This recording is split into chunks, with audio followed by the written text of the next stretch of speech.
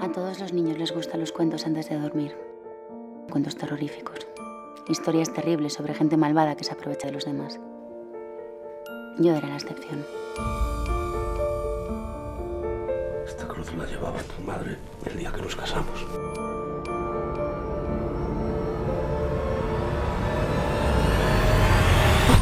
De rodillas. Estás completamente loca. Yo solo quiero protegerte. No entiendo cómo un hombre me puede hacer más daño que tú. ¡Desagradecida!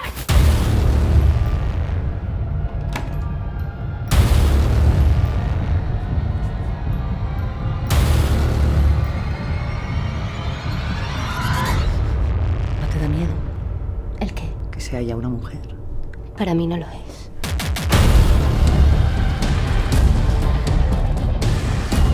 Sí, es aquí. Estás preciosa.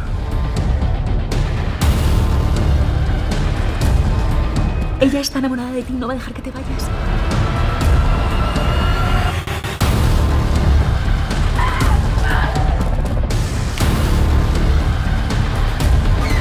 ¡Salga de mi casa!